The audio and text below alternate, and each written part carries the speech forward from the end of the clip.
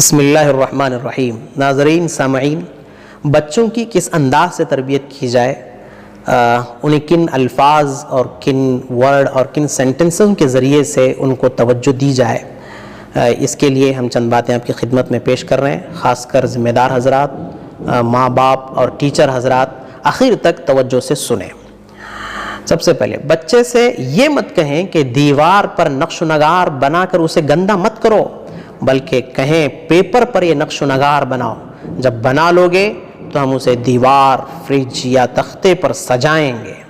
اسی طرح بچے سے ایسے نہ کہیں کہ نماز پڑھو ورنہ سیدھے جہنم میں جاؤ گے، بلکہ کہیں کہ آؤ اکٹھے ایک ساتھ نماز پڑھیں تاکہ ہم جنت میں بھی اکٹھے ہو جائیں۔ اسی طرح بچے سے یہ نہ کہیں کہ اٹھو اور اپنا کمرہ صاف کرو، کیا جنگل بنا رکھا ہے، بلکہ یہ کہیں کہ بیٹا کیا کمرے کی صفائی میں کوئی مدد چاہیے، کیونکہ تم تو ہمیشہ صفائی اور سلیقے کو پسند رکھتے ہو۔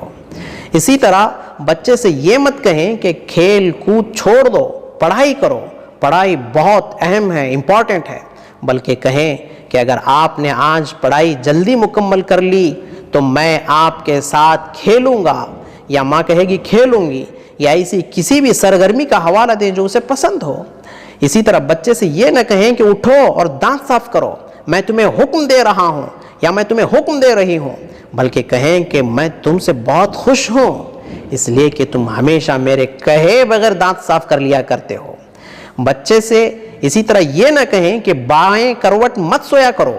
بلکہ کہیں کہ ہمیں رسول اللہ صلی اللہ علیہ وسلم نے سکھایا ہے کہ ہم دائیں کروٹ سویا کریں۔ اسی طرح آخر میں ناظرین، بچے سے مت کہیں کہ چاکلیٹ نہ کھایا کرو تاکہ دانتوں میں کیڑا نہ لگے، بلکہ کہیں کہ میں نے دن میں ایک بار چاکلیٹ کھانے کی اجازت اس لیے دی کہ میں جانتا ہوں کہ تم بہت سمجھدار ہو، اپنے دانتوں کی صفائی کا خوب خیال رکھتے ہو۔ یاد رکھیے ناظرین، سامعین، ہر لفظ اور ہر ورڈ اور ہر کام جو آپ کرتے ہیں وہ بچے کو بے حد متاثر کرتا ہے۔ اور یہ بھی یاد رکھیں کہ آپ کا بچہ آپ کی سیرت و اخلاق بلکہ آپ کا اپنا ہی عکس ہے۔